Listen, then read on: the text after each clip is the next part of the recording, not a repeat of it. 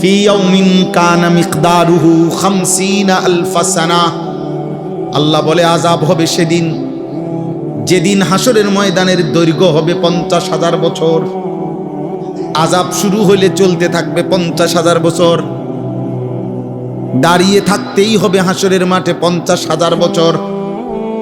বলে আল্লাহ তাআলা বলেন, বান্দা আজ তুমি বুঝলা না, তবে এটা শুনো, সেই আযাব নিশ্চিত, বিআযাবিন ওয়াকি', অবশ্যই হবে।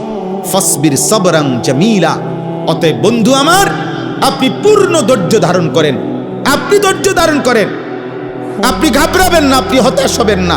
যত ব্যঙ্গ, যত বিদ্রুপ, যত উপহাস, যত তুচ্ছতাচ্ছিল্যই তারা করুক না কেন, আপনি নিশ্চিত ইয়াকিন করে রাখেন 50,000 বছরের দৈর্ঘ্য পরিমাণ কিয়ামত, আসরের দিন, আখিরাতের দিন, আমি যেই আযাবের কথা আপনারে দিয়া বলছি, কাফের, বেঈমান, নাফরমান, পাপীদের জন্য সেটা হবেই হবে, হবেই হবে, হবেই হবে।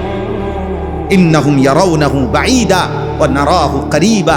আল্লাহ বলেন, দুনিয়ার সামান্য ভোগ বিলাসিতা, উল্লাস আর মাতলামির মধ্যে থাকার কারণে বেঈমান মনে করে সেই কিয়ামত বহু দূরে, আর আমি আল্লাহ বন্ধু আমি দেখতেছি সেটা একদম কাছে।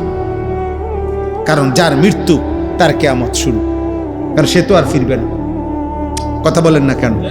আর আমাদের মৃত্যু আমাদের কাছে না দূরে? তো কিয়ামতও কাছে, কারণ আপনি মরলে তো শেষ, মরলে তো আর আপনি ফিরতেন না। কথা বোঝেন নাই? আপনি তো আর আসবেন না। আমার মৃত্যুর পরে যদি দুনিয়ার পৃথিবীর মানুষ, বাংলাদেশের মানুষ সবাই যদি একের মঙ্গল গ্রহে চাঁদের দেশে ঘরবাড়ি করে, আমার কি? আমি তো নাই। কথা বোঝেন নাই? আমি তো নাই। তো এরপরে বাকিরা কেন না আসলে কি? এই জন্য আল্লাহ বলেন, ওরা তো মনে করে আখিরাত সে তো বহু দূরে। আচ্ছা, আখিরাত যদি বহু দূরে, আরো 20 বছর, 200 বছর, আরো 50,000 বছর পরেও হয়, তো তুমি থাকবানি ওই পর্যন্ত? তো তাহলে তুমি লাফো কিত্তা? তুমি লাফাও কেন? এই জন্য আল্লাহ বলেন, ওরা মনে করে দূরে, আমি দেখি কাছে। ইয়াউমা তাকুনুস সামাউ কাল মুহল।